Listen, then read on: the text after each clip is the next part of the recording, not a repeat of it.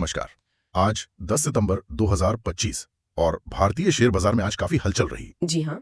तो चलिए आज की इस हलचल को थोड़ा गहराई से समझते हैं। हमारे पास मिंट, मनी कंट्रोल, रॉयटर्स जैसे कई स्रोतों से जानकारी है। बिल्कुल, देखते हैं कि आज क्या मुख्य बातें रहीं और उनका मतलब क्या निकाला जा सकता है।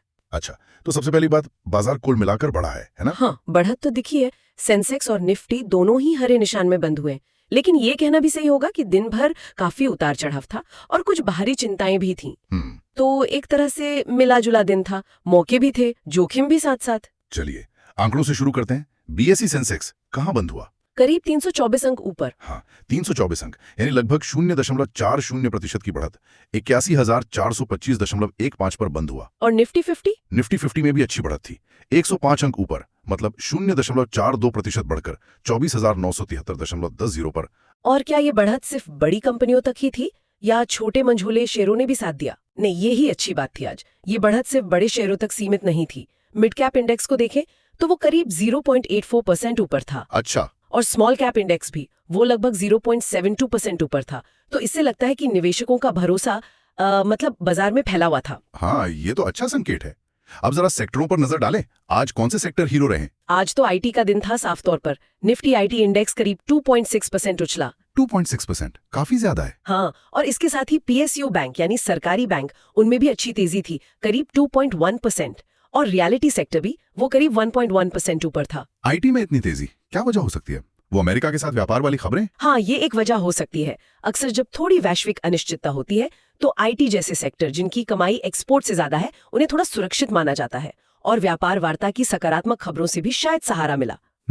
लेकिन दूसरी तरफ देखें तो ऑटो सेक्टर आज दबाव में था, करीब 1.3% नीचे। अच्छा। और मीडिया, कंज्यूमर ड्यूरेबल्स, इनमें भी हल्की सी कमजोरी ही रही। हाँ, ऑटो की कमजोरी तो गिरने वाले शोरूम में भी दिखी है। महिंद्रा एंड महिंद्रा करीब 2.4% नीचे। जी, और बजाज ऑटो भी था 1.6%, मारुति सुजुकी भी लगभग 1.5% नीचे। और बढ़ने वालों में भारत इलेक्ट्रॉनिक्स बीईएल, वो करीब 4.6% ऊपर था।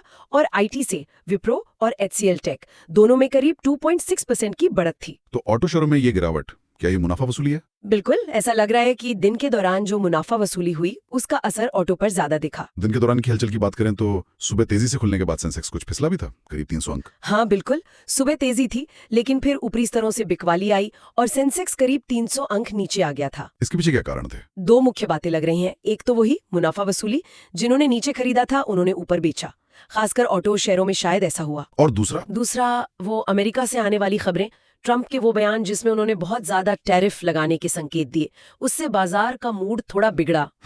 ये टैरिफ वाला मामला तो एक तरफ तो भारत अमेरिका व्यापार वार्ता पर कुछ सकारात्मक संकेत हैं। ट्रंप ने बातचीत और सौदे का जिक्र किया। सही कहा, उस खबर से बाजार को थोड़ा सहारा मिला था, लेकिन सिक्के का दूसरा पहलू काफी चिंताजनक है। वो गया। खबरें ये भी हैं कि ट्रंप ईयू पर दबाव डाल रहे हैं कि वो भारत और चीन के खिलाफ, आप सोचिए, 100% टैरिफ लगा दें। 100%? ये तो बहुत ज्यादा है। हाँ, अगर ये बात आगे बढ़ती है या इसमें कोई सच्चाई निकलती है तो ये हमारे एक्सपोर्टर्स के लिए, खासकर कुछ सेक्टर्स के लिए बहुत बड़ा झटका होगा और बाजार पे इसका बहुत बुरा असर पड़ सकता है। इस सब के बीच रुपये का क्या हाल रहा डॉलर के मुकाबले? रुपया आज थोड़ा कमजोर हुआ। $1 करीब 88 रुपए 12 पैसे के आसपास था, जो कि रिकॉर्ड निचले स्तर के काफी नजदीक है। लेकिन क्या बहुत ज्यादा उतार चढ़ाव था? ज्यादा अस्थिरता नहीं थी, ये गनीमत रही। शायद आरबीआई ने कुछ हस्तक्षेप किया होगा और कुछ कंपनियों ने भी डॉलर बेचे होंगे, उससे थोड़ी स्थिरता बनी रही। एक और आंकड़ा है जिस पर ध्यान गया, अगस्त में इक्विटी म्यूचुअल फंड में निवेश घटा है, करीब 22%। हाँ, ये एक अहम आंकड़ा है। निवेश घटकर 33,430 करोड़ रुपए रह गया। तो क्या निवेशक अब थोड़ा डर रहे हैं या सतर्क हो रहे हैं? ऐसा लगता तो है।